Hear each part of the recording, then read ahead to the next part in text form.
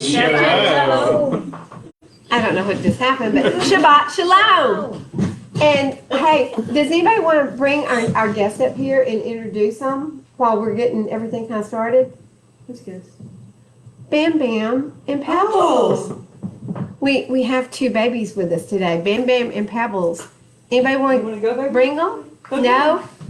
No, we both need to learn Hey, how to grab it. keep them wrapped up, but so that they don't have an accident on y'all. So we've got some bummer babies, and guys, if anybody knows lambs and have had lambs, you end up with a bummer baby every once in a while. Last year I didn't have one bummer baby, and this year I've had two bummers, actually four bummers. Two died, and I've got two that are living with me. So, where you keep going? I'm right here. Don't go away. So we are going to be in Teruma.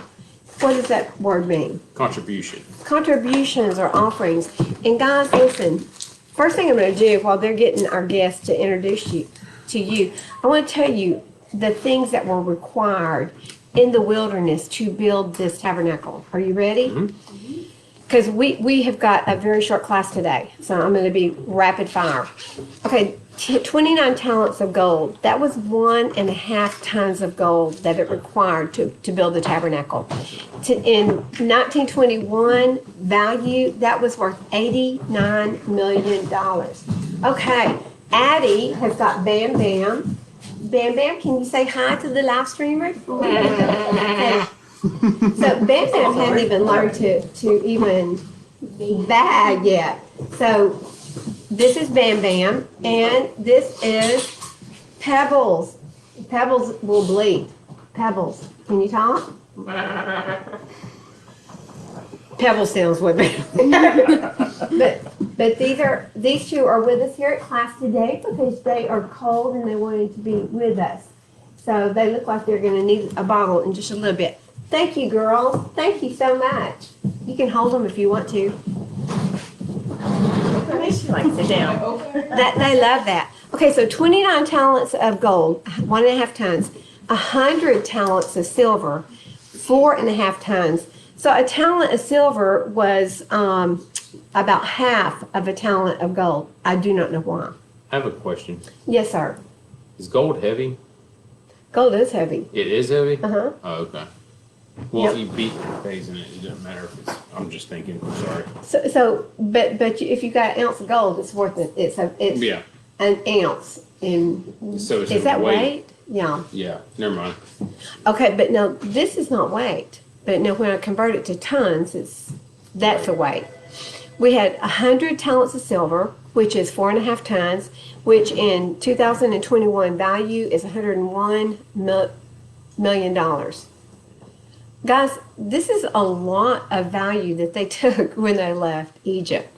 70 talents of copper, which is 4 tons. So 1 talent of gold equals 120 pounds and 1 talent of silver equals 100 pounds. So I don't know what the talent, I don't know how they figured the talent out. Well, he blessed them with all that stuff Yes. too, and that was the purpose of it. All for this, yes, Yeah. sir. You said 1.5 tons of gold? It was 1.25 tons of gold and then 4.25 tons of silver. So guys, there were 48 beams that were required. There are 100 loops required. There are 100 hooks required. What does that equal? 100 plus 100 plus 48. 248. 248. 248. There are 248 what? You're fixing to say it. Positive commandments. There Oh wow. are 248 body parts. That's awesome. Is that not cool? I mean, Abba ties everything together. So there are 248 body parts. Literally, it's like the things that are, the beams, the loops, the hooks, everything that's holding this tabernacle together is the same number that creates our body. That's pretty cool. That That is, is really neat. but listen, everything our Father does is awesome. So the outer courtyard, where did the sun come from? Where'd the light come from? The sky. The sky, the sun. Okay, when you went into the first holy dwelling, where did the light come from? The menorah. When you went into the next doorway, the Holy of Holies, Where'd the light come from? It was only the Shekinah. There was no light inside that room. So guys, one thing I do want to bring about before we even start is when Yahushua died on the cross and the veil was split from top to bottom, like from heaven to earth, it was ripped open. And the centurion saw it. Which one was that? If he saw it, if he saw it ripped, which one was it? The Holy of Holies is way inside. Yeah, it would have been high priest. It would have been the exterior. It would have been the exterior veil that was ripped. So the one that was ripped when Yahushua died and the veil was torn, it was the one on the outside that was ripped open. Kind of did away with the need for the priest in that area, didn't it? But now the high priest was still hidden back. That was still hidden back away. So I found that pretty cool. Okay, let's get started. And we didn't really have a question today. I made more of a statement. Let me see what the statement is. Oh, goodness. Shalom, shalom, Christopher. Man, you are always the first one right there. Okay, our Abba Yahuah desires obedience with a heart of joy. Guys, when we're obedient to his commands, we should do it how? Joyfully, right? Yeah, willingly. Not out of our going, heart. oh gosh, I'll have to do Shabbat. I can't go to the party this Saturday because I got to do Shabbat. That's not the way he wants it. He wants you to go, Thank I got God. Shabbat, so I can't be at your party. Yeah. But if you have it any other day, I could do it. Yeah. So, depending on what kind of party they're having, okay? So, you are the ark holding his presence. You cannot be the ark holding his presence if you're not obedient, because if you're not obedient, you're not set apart. Abba told his children this when he was in the camp, and there was so much dirty and filth and sin going on. He said, I can't stay in the camp with all of this going on, and I will leave you, and you'll be on your own. Remember him telling them that?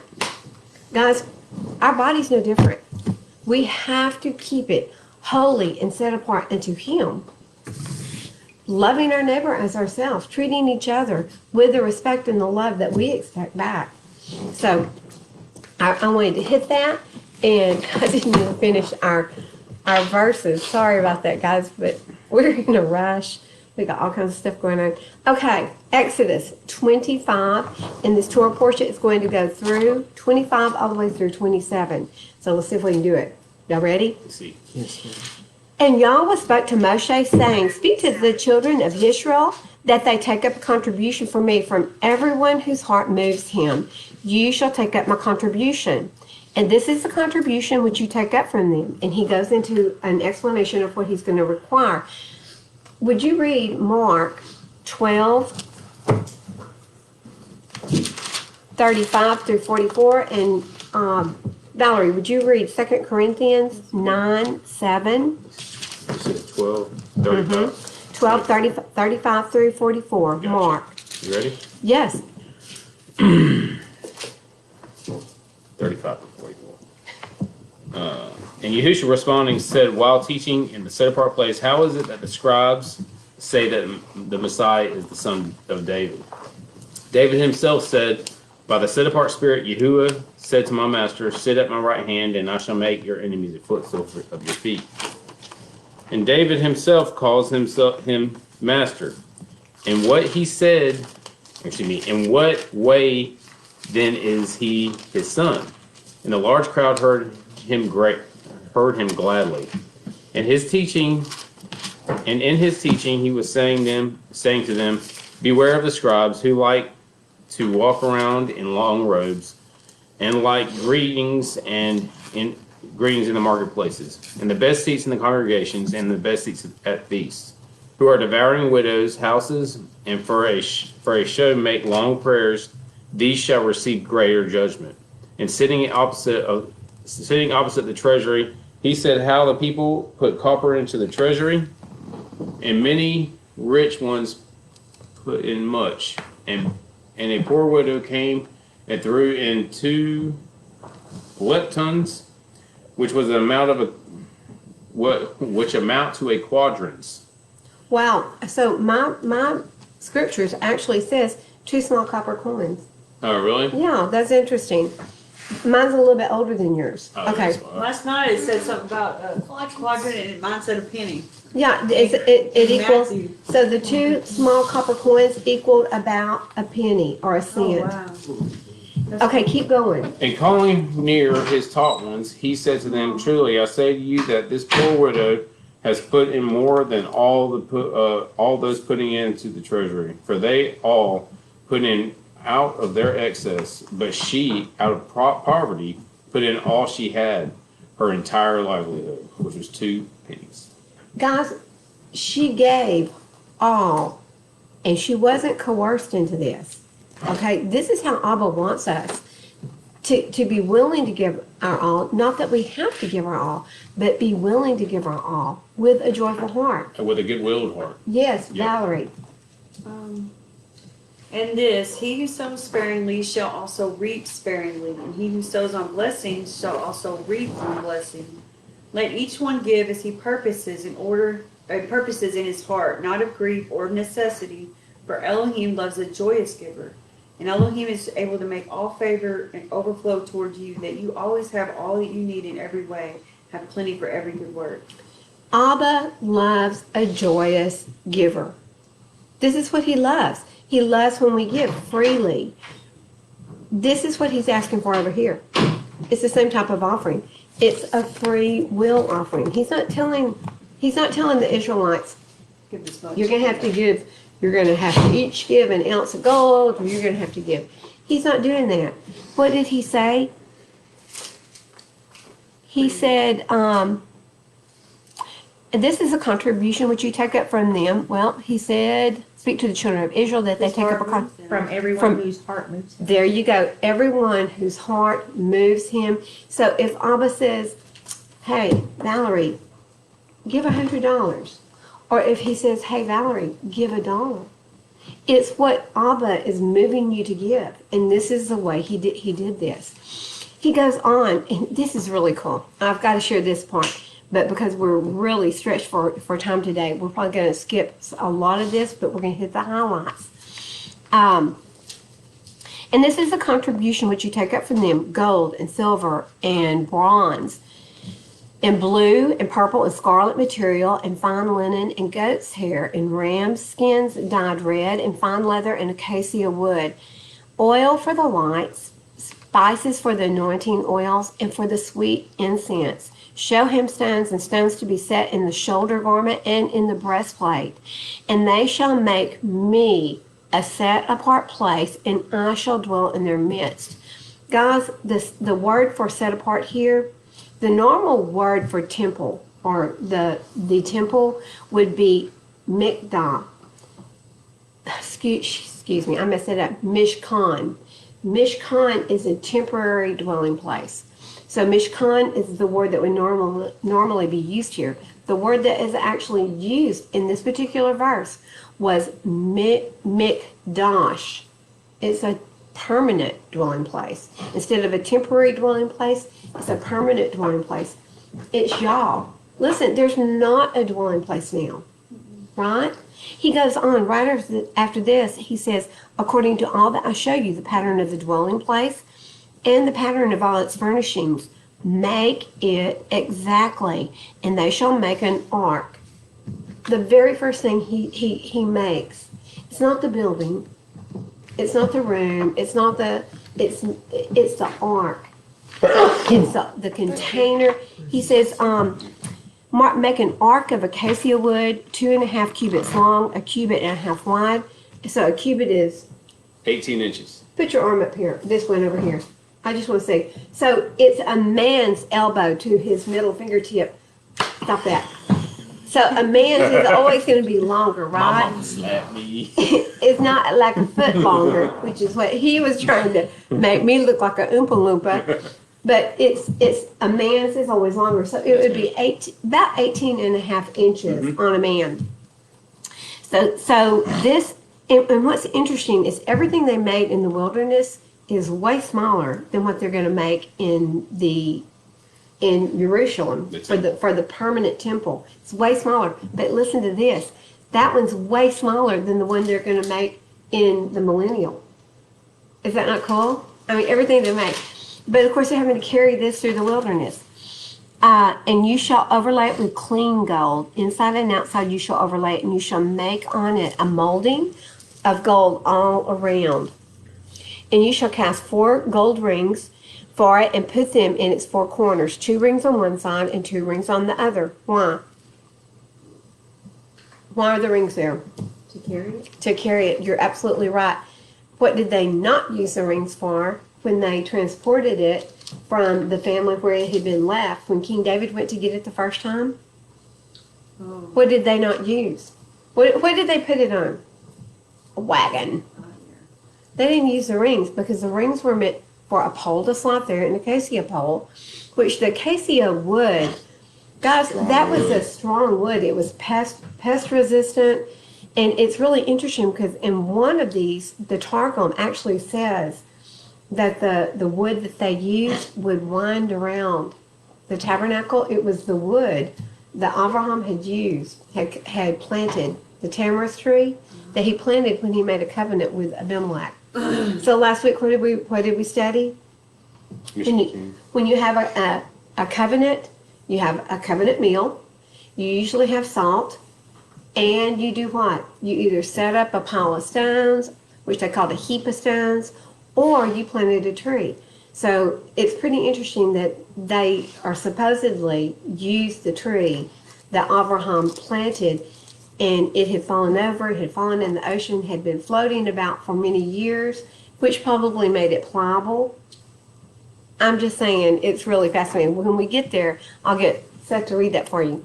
And you shall make poles of acacia wood and overlay them with gold, and shall put the poles into the rings on the sides of the ark to lift up the ark by them. And the poles are in the rings of the ark, and they are not taken from it.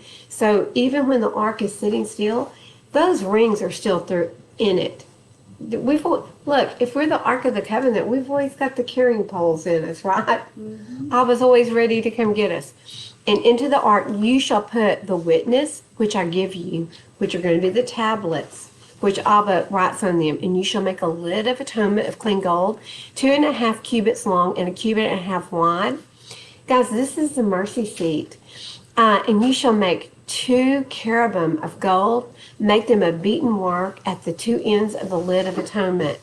1 cherub at one end and the other cherub at the other end, and make the cherub from the lid of atonement at its 2 ends. So you've got 2 cherubim, and the cherubim shall be spreading out their wings above, covering the lid of atonement with their wings, with their faces toward each other, the faces of the cherubim turned toward the lid of atonement.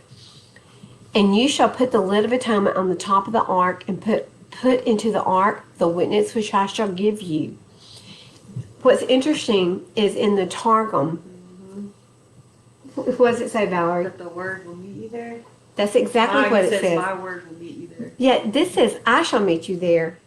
What the Targum says is, my word, my memory shall meet with you there. His very presence. Who's giving them these commandments, guys? Yahusha, the very presence, the word. He said, I shall meet with you there, and from above the lid of atonement, from between the 2 cherubim, which are on the ark of the witness, I shall speak to you all that I wish, all of that which I command you concerning the children of Israel. I want to go real quick to 2 Baruch 6. And Valerie, while we're heading this direction, would you pull up Genesis? This is going to be really interesting to get through all this. 10:24. And when you get there, go ahead and read it. Me? Yes. Oh. And you said 10:24. Yes. And Arpachshad brought forth Shelah, and Shelah brought forth Eber. Genesis 10:24. Yes, ma'am. It should be the 2 cherubim, or the cherubim that is guarding the gate. Wow, and I looked it up this morning just to make sure. I've probably messed up something there. Obviously, I did.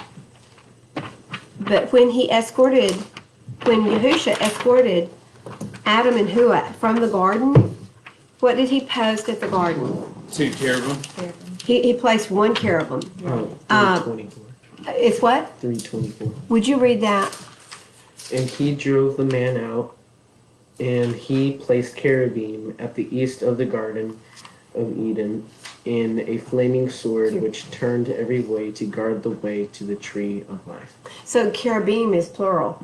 So he did place, could have been 2 or more. Cherubim, these were vicious looking critters, guys. I mean, you didn't, if you saw a cherubim, you didn't want to go up and You hug don't want him. to cross them. It's not like Bam Bam and Pebbles here. You didn't want to snuggle up to them. They were fierce. And not only were they fierce, but they had the rotating sword there. Remember when Adam and Hua saw him? It scared them. Yeah. Really bad. I cannot find Second Baruch. So I'm looking for Second Baruch, chapter 6. Okay. Are you in the Sefer? I am in the Sefer, but unfortunately I'm in the odd Sefer. Second Baruch. Chapter Second- 6. Isn't it right before Ezra? Uh-huh. Don't you love when we get all like hurried? This is not a By Hosea. After Tobit. Before Ezra. here we go. Here's Second Baruch. Okay, Second Baruch. This is really interesting because what happened? What happened when the temple was taken away? Destroyed, basically. When the Babylonians came, took the tribe of Yehuda, what happened to everything that was in there? Everything was destroyed. But listen to this. Oh, that part. Second Baruch, in 7. This is Baruch talking, okay? And I may start in 6. He says, "Hold your lamps and do not light them till I tell you." And this is an angel talking to him. "For I am first sent to speak a word to the earth and to place in it what Yahweh Sabaoth has commanded me." And that would be Abba Yahuah. "And I saw him descend into the Holy of Holies." What was in the Holy of Holies? The Ark of the Covenant. How many people could go into the Holy of Holies? Who knows? One time, 1 year. Once a year, one high priest, that was actually the high priest of that year, would go in there. Okay, so he saw this angel descend into the Holy of Holies and take from thence the veil, the holy ark, the mercy seat, the 2 tablets, and the holy remnant of the priest, and the altar of incense, and the 48 precious stones, wherewith the priest was adorned, and with all the holy vessels in the tabernacle. And he spoke to the earth with a loud voice, and he said, "Earth, earth, earth, hear the word of Elohim, and receive what I commit to you, and guard them until the last times." What are we in? The last The time. The last times. So we should be seeing something of the ark and all of these precious garments. He said, "So that when you are ordered, you may restore them, so that strangers may not get possession of them. For the time comes when Jerusalem also shall be delivered for a time, until it is said that it is again restored forever. And the earth opened its mouth and swallowed them up." So there is an archaeologist. His name is Ron Wyatt. Have you heard of him, Shay? Yeah. We've studied a little bit about him, but he supposedly found the Ark of the Covenant, and it was below the site that Yahusha was sacrificed. And he said there was a black substance on the Ark. It had dripped all over it, and he didn't know what it was, and he took it and had it analyzed, and it was blood. And what was interesting about this blood is it only had 24 chromosomes. It only had one set of chromosomes from the mom, mother. and there were no chromosomes from Papa, from Abba Yahuah, from the Spirit. So this was all Ron Wyatt. He is dead now. But one thing that did kind of concern me is that where he found this was it wasn't below the Mount of Olives. It was below another area that was called the Skull. Yep. So Do we have it wrong on the Mount of Olives? We could. I don't know. I don't know. I mean, we're not going to know until the last days. Did he really find the Ark of the Covenant? I don't know. I don't know. I don't think I was gonna allow that to happen until the time. You know what I mean? He wasn't allowed to take it. Yeah. He left it. Yeah. So, And that right there shows you like it could have been, but maybe it could have been, but we don't know. Yeah. All we can do is go by what he said. Yeah. But if I would share that little bit of information, I cannot confirm it. check that out. It's pretty good. That Ron White dude. Yeah, Ron White is really It's cool. really good. He's found quite a few things. He found the chariots when the Red Sea. He found chariots in the water. Is yeah, it I was- Wyatt or White? Wyatt. Wyatt. I don't Isn't know. Well, it's Wythe, so it's not Wyatt. It's more like WHITH or YTHE or look. Can somebody I'm look fact at that? checking you. Yeah, good. I need to be fact checked today. Okay. And you shall make a table of acacia wood, 2 cubits long. And so, guys, he just keeps going through the development and everything. He is very specific. He is telling them exactly how to make everything. A lot of the adornments that he has included an almond tree. So, do you know what is beautiful about an almond tree? Oh, Bailey was asking about that last night. Why was it on the flower? Okay, well, the almond flower is the very first bud each spring. It represents resurrection. It's the first thing to bud every year. Isn't that beautiful? Abba uses the things of nature to show us the beauty behind what he has for us, the resurrection. I like almonds. I love almonds. I do too. Wasabi sauce on them. Soy sauce. Well, he just messed up a natural almond there. They're good, though. But the first thing that comes out on the almond tree is, and I can't vouch for this, but it's supposedly the flower. So it's been dormant all year long, and then it flowers. It's the first one to flower. So there you go. That's Aren't why we have almonds it. the ones that cannot, what do you call it? What do you call it? The bees have to do it? Pollinate themselves? Oh, they can't self-pollinate. Self-pollinate. Yep. Yeah, there's a lot of the really good fruits have to have bees, and sadly, what's happening to our bee population? They're quantity. Yeah, remind me to share something with y'all later. I'm not going to do it online. They'll like beat me, and we won't get to talk anymore. But guys, all of the numbers. Somebody just came in, and I bet you it's our class. Is it 12 o'clock? Yes. 11:57. Close enough. Well, hi, how you doing? It's not Poppy. It's Keith.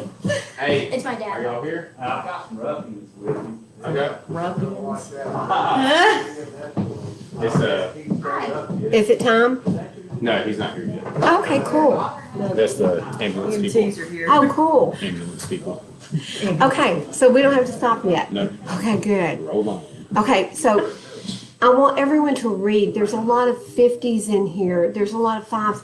All of the numbers are important, guys, and I wouldn't normally skip over any of this. I would like to show a picture, do a walkthrough of the tabernacle. Do you know where you can find that? Yep. You can find it online. Well, good. Still got everything behind us anyway. Woo! Yeah. Okay, I'm going to go to 27, and we're fixing to have to end. This is going to be really short today. Okay, and I'm in 27, verse 1. And you shall make a slaughter place of acacia wood, 5 cubits long and 5 cubits wide, which that would be 5 cubits would be 7.5 feet. So 7.5 feet by 7.5 feet, and its height is 3 cubits, which is 4.5 feet. And you shall make its horns on its 4 corners. Its horns are the same, and you shall overlay it with bronze, and you shall make its pots to receive. Listen, I want you to listen to how the slaughter place is built, okay? It's built like a cooker. I mean, y'all think it's just a place to burn and listen. Listen. Okay, and you shall make its pots to receive its ashes, and its shovels, and its basins, and its forks, and its fire holders. Make it all its utensils bronze or copper. And you shall make a grating for it. Listen to this. A bronze network, and you shall make on the network 4 bronze rings at the corners, and shall put it under the rim of the slaughter place beneath, so that the network is halfway up the slaughter place. So if you've got 4.5 feet high at about a little over 2 feet, about 2.25 feet, you're going to have this grating. This is where the meat is going to sit. You've got forks. For what? For changing the meat around, for moving it around, for taking it off. Because what are they going to do with the majority of this meat? Eat it. They're going to eat it. Guys, the sacrifices that were made. Is that a baby? Yeah. Is that a baby lamb? That was Pebbles. Oh. I bet it's time for their bottle. Do you? Okay, now you have to pry their little mouth open and cram the bottle in it.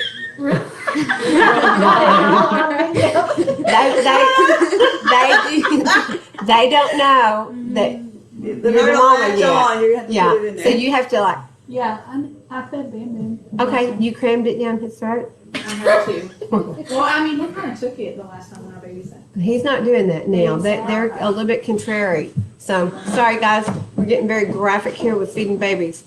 Okay. And you shall make poles on the slaughter place, poles of acacia wood, and shall overlay them with bronze. And the poles shall be put in the rings, and the poles shall be on the 2 sides of the slaughter place for lifting it up. Make it hollow with boards, as it was shown to you on the mountain. Listen, Abba isn't leaving anything to guesswork. He has told him exactly how to make every single thing. As it was shown to you on the mountain. Is this the guided tour?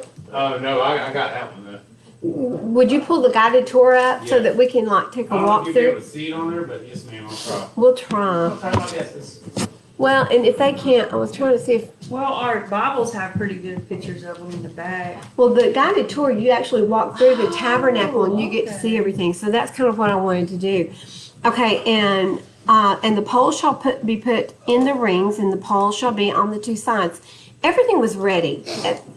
Everything had the poles in there. It was ready for a go in case you had to leave fast, right? There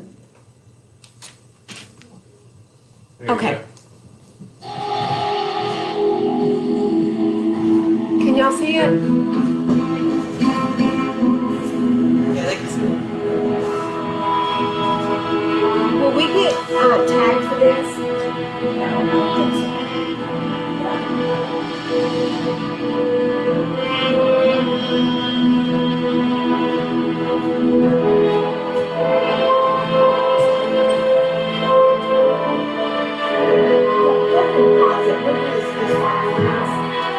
So guys, We can share that video to our yeah, we're going to share this link so that you can do this because it really is, it's called the 3D Tabernacle of Moses. And it's not but about 2 minutes, but we are running really late today. Okay, listen guys, I want, Valerie, Yes, ma'am. would you pull up Matthew 25, 1 through 13? Sherry, would you pull up Proverbs 6, 23? Grant, Song of Solomon 1, 3. Shay, Psalms 119, 142. And I'll go to Ezekiel 43, 7. Okay, I'm going to go through the rest of this really fast, and then I want us to read these other verses.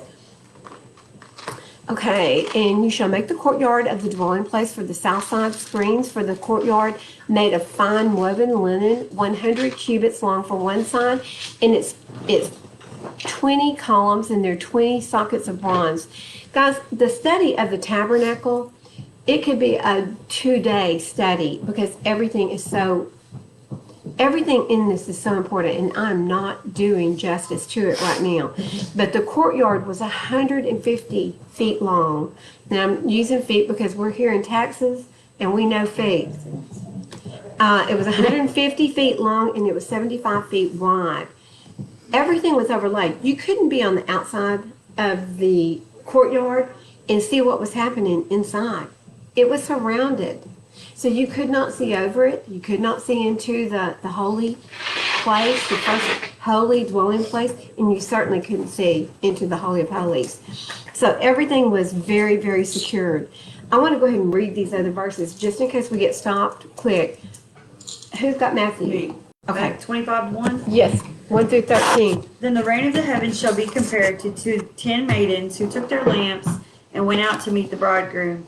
And 5 of them were wise, and 5 of them foolish. Those who were foolish, having taken their lamps, took no oil with them. But the wise took oil in their containers with their lamps. Now while the bridegroom took time, they all slumbered and slept. And at midnight a cry was heard, "See, the bridegroom is coming. Go out to meet him." Then all those maidens rose up and trimmed their lamps. And the foolish said to the wise, "Give us of your oil, because our lamps are going out." Hold on just a second. Guys, I want you to think of this. The oil that the wise had and that they were prepared to use is the Torah. Yep. It's also his name. It's the name of our Father, and I'm going to prove that to you. I'm not making this up. We're going to prove it with Scripture. But this is their Torah. This is their obedience to what he's told them to do. And so the wise virgins made themselves ready. Is it? No. Bam Bam's not doing good? Is he? Okay. You trying to make me cry online? No, I'm kidding. Okay, hold on. Well, I'll come down there. I was afraid of that. I don't think they got enough colostrum in the beginning. But remember that this is it's a very Torah that he has spoken to us and given us, right? Okay, keep going.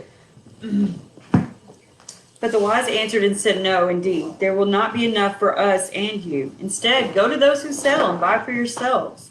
And while they went to buy, the bridegroom came, and those who were ready went in with him to the wedding feast, and the door was shut. And later the maidens came, saying, "Master, Master, open up for us." But he answering said, "Truly I say to you, I do not know you. Watch therefore, because you do not know the day nor the hour in which the Son of Adam is coming." Okay, guys, I want to say something real quick. Okay, he didn't know them. Why did he not know them? Because they weren't following his commands. Not They in didn't word. have any. What does the Torah do? It blesses us, Yep. it protects us, and it makes you look like Yahusha. If you're being obedient to the Torah, you're walking as Yahusha walked. When you get there, he's going to know who you are. If you believe, you will do. If you believe him, you're going to do exactly You what love he's him. telling you to do. Yep. Good job Gotta there. love. That's how we love. That's how we. You're Wait. going to a marriage with him, Yep. and you have to be in love with him, which is part of following his commands. Listen, once the bridegroom and bride go into the wedding chamber, the door's shut and they're not going to open it. They're in there for a week. It's a long celebration. If y'all want to be in there with our bridegroom, well, you bet we have got to prepare ourselves, guys. This is not something that Yahusha doesn't prepare us. You have to prepare yourself. Okay, Proverbs 6:23. Who's got that? I do. Cherie. Oh, Cherie. Okay, for the command is a lamp, and the Torah a light, and reproofs of discipline a way of life. Amen. What did it just say? Read it one more time. For the command is a lamp, and the Torah a light, and reproofs the discipline a way of life. Okay, when you're preparing a lamp, what are you doing? You got to put the oil in it. Yeah, it's a lighting. Okay, they had to trim the. Why would you trim it? When you trim the wick, it makes the light brighter. The Torah is a lamp unto our feet. It's the guide for where you walk. It's how you walk this out. Who's got Song of Solomon? Oh, we should do a study on just Song of Solomon. I love that. Okay, 1:3. 1-3. For fragrance, your oils are good. Your name is oil poured forth. Therefore the young women love you. What is the oil? What did you just read? What's the oil poured forth? His name. His name. Guys, listen. Wow. The wise virgins have his name. Is his name God? No. Is it Lord? No. No, it has much deeper meaning. It's Yahweh. It is our Father. It is the man, it is the creator of everything. It's the one that we're obedient to. Okay, Shay. We got Psalms 119 and 142. Yes, sir. Your righteousness is righteousness forever, and your Torah is truth. What else is truth? Wait, let me get over there. Psalms 119. And I want you to read 2nd Chronicles. To me. Wait a second. I'm sorry. You're okay for your time. Psalms 119. We're actually maybe going to make this. Psalms 119. Okay, so read that one more time. Your righteousness is righteousness forever, and your Torah is truth. Okay, how long is the righteousness? Forever. And his Torah is truth. Who else is truth? Messiah. John 14:6. Right? I want you to read John 1:14. Are you going to 14:6? Oh, yes, ma'am. Okay. John 14:6. So the Torah is truth. And Messiah says, Yahushua said to him, I am the way and the truth and the life. No one comes to the Father except through me. Wait. Are you telling me he is the truth, he is the Torah, and no one gets to the Father except through him? Is that what you just said? Yeah, that's what he just said. Oy vey! Oy vey! I didn't say it. Oy vey! That. But yes. Okay, and even John said in John 1:1, what did he say? In the beginning was the Word, and the Word was Elohim, and the Word was with Elohim. Something like that. Yeah. The Word is our Savior. The Word is the Torah. The Word is Abba Yahuah. It's his right arm of salvation is who the Word is, and it came down to be with us. Okay. John 1:14. And the Word became flesh and pitched his tent among us, and we saw his esteem as of an only brought forth of a Father, complete favor and truth. The Word became flesh and pitched his tent among his people. Guys, is this not beautiful? I mean, we're the ark. We're supposed to be the ark, the carrier of his light, the carrier of his Word. Well, we are the temple right now. And Yes. Our heart needs to be inside of us. It's written on our What hearts. That is right. Yeah. Like all those things should be in us. So if you're the ark and you've got the Torah written in your heart, you've got his presence in there. And the testimony you should. Okay, I'm going to go to Ezekiel 43, and I'm going to start in verse 7. And he said to me, Son of man, this is the place of my throne and the place of the soles of my feet when I dwell in the midst of the children of Israel forever. And I want you to listen. Who are we? Who are we? Israel. We're the house of Israel. What happened to the house of Israel after Assyria took them captive? They went to the four corners of the world. They were spread across the four corners of the earth. Hello, house of Israel. Hello, brothers and sisters. Hello. So here we sit, the lost sheep of the house of Israel, which is who in Matthew 15:24 Yahushua came for. Matthew 15:24, pull it up, Seth. Yes, ma'am. Yahushua himself said, I didn't come except for the lost sheep of the house of Israel. Well, here we are. And he's talking to the house of Israel here. He said, I dwell in the midst of the children of Israel forever, and the house of Israel shall no longer defile my set apart name. Excuse me. They nor their sovereigns by their whoring and by the corpses of their sovereigns on their high places. When they place their threshold by my threshold. Listen to this. Oh my goodness. When they placed their threshold by my threshold and their doorpost by my doorpost, with a wall between them and me, and they defiled my set apart name by the abominations which they have done. So I consumed them in my displeasure. Now let them put their whoring and their corpses of their sovereigns far away from me, and I shall dwell in their midst forever. Hello? Okay, what do we hear from Christian churches? The house of Israel, all of them, they were done away with. Because why?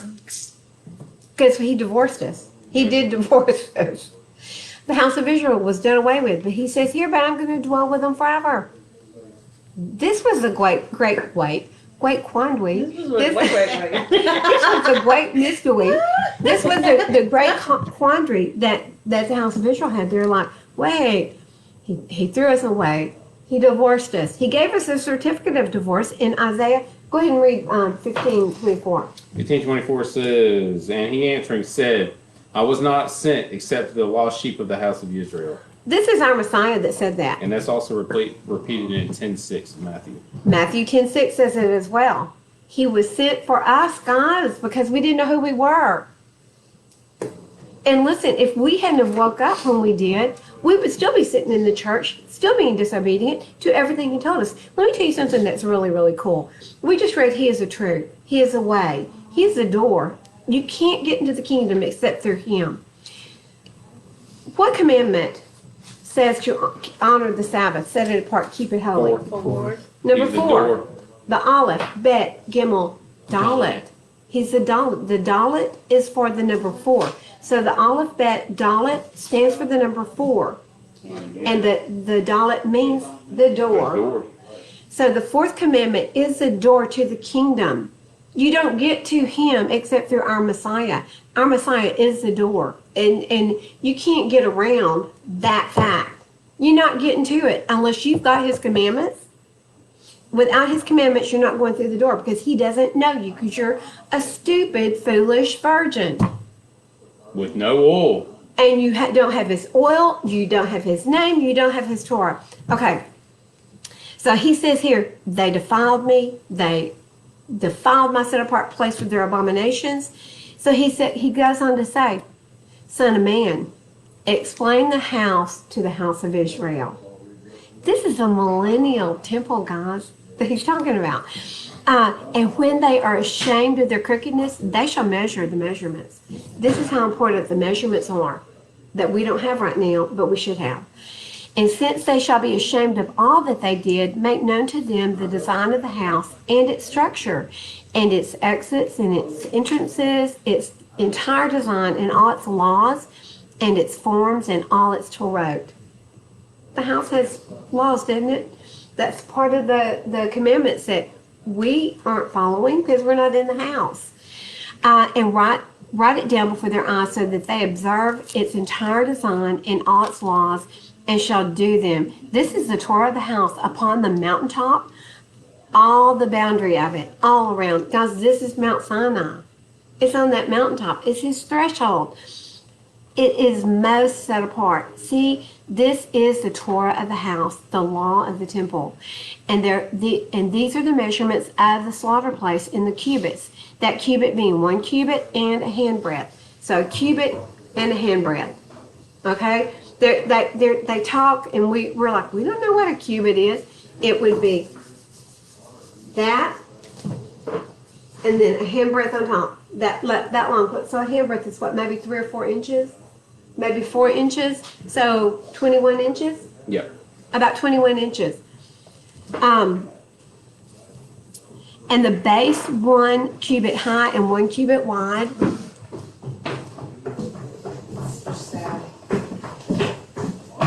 And a rim around its edge of 1 span. And this is the upper part of the set apart place. And from the base on the ground to the lower edge, 2 cubits. Okay, and the width of the ledge, 1 cubit, which is that wide. Okay, and from the smaller ledge to the large ledge, 4 cubits. In verse 15, and the slaughter place hearth is 4 cubits high, so it's 6 foot high, and 4 horns extending upward to the hearth, and the slaughter place hearth is 12 cubits long. So this one is 18 by 18 feet. So I kind of messed up because the one in the temple is actually bigger. You're in 2 Chronicles No. 4:1. Thought you were gonna hit me. No. Is he gone? No. Okay. 2 Chronicles 4:1 is on page 6 or something. Just over 880. 4:1. And he made a slaughter place of bronze 20 cubits long and 20 cubits wide and 10 cubits high. That is 30 foot by 30 foot. So the one in the temple, that is a big hearth. You could do a. Remember when they anointed the temple, and they sacrificed hundreds and hundreds, I think thousands Yeah, that was of crazy. animals. Yes. Well, they've got a 30 by 30 foot wide altar that they're sacrificing in. It's 15 feet high. I don't know how you would reach the stuff out in the middle, okay? Because, I mean, we cooked yesterday on the grill, didn't we, Shay? If your arms are short like mine, you had to reach way over and you were like, oh, it's hot. So I can't imagine reaching over a 30-foot wide fire because just to the center would be 15 foot, right? Okay, so I wanted you to see that. And even the sea that was cast, it was like, I think it was 10 feet. It was 5 cubits. 30 cubits measured all the way around it. So that would be, I don't know, 15 plus, 15 plus what? I don't know. So, guys, we are the Ark of the Covenant. We carry the Ark within us. This is what we're supposed to be This is doing. our temple, This is our temple. or it's Yah's temple in us, and we need to carry it out. So we're looking at yesterday out in the wilderness. We're looking at Yisrael in the temple. And prior to that, the shadow of the temple was in where? Shiloh. In Shiloh. And then they brought the semi-permanent temple to Jerusalem. Now it's gone. Where's the temple now? That's scary. Well, and think It's about here, what you were in just here. reading in Ezekiel about how he said that there was a wall between. They were defiling his temple by the things we eat, the things we do, the things we don't do as far as guarding the Sabbath, keeping the feast days, guarding his commands. The words that come out of our heart. Completely defiled. The words and the thoughts that come out of our heart. Yeah. All of it. So guys, this is probably the shortest tour portion Ever. Can I read for something real me to do. You Huh? mind if I read something real No, quick? I would love for you to. Out of Please do. Sirach 35. Oh, you know what? I have that. Yes, do it. I'm going to read a little bit different from y'all, so. Sirach 35. What are you doing? I don't know. I'm not doing anything. What are you doing? Sirach 35, 1 through 11. It says, he who keeps the Torah makes many offerings. He who heeds the commands sacrifices a peace offering. He who returns a kindness offers fine flour, and he who gives alms sacrifices a thank offering. To keep from wickedness is pleasing to Yahuwah, and to forsake unrighteousness is atonement. Do not appear before Yahuwah empty-handed, for all these things are to be done because of the commandment. Wow. The offering of a righteous man anoints the altar, and its pleasing odor rises before the Most High. The sacrifice of a righteous man is acceptable, and the memory of it will not be forgotten. Glorify Yahuwah generously, and do not stint from the first fruits of your hands. With every gift, show a cheerful face, and dedicate your tithe with gladness. Give to the Most High as he has given, and as generously as your hand has found. For Yahuwah is the one who repays, and he will repay you sevenfold. Oh, wow. So listen, you just said that the offerings of a righteous man are acceptable. Guys, what about the prayers Yep. of the righteous? They accomplished much. They accomplish much. Read it. Proverbs 6:23.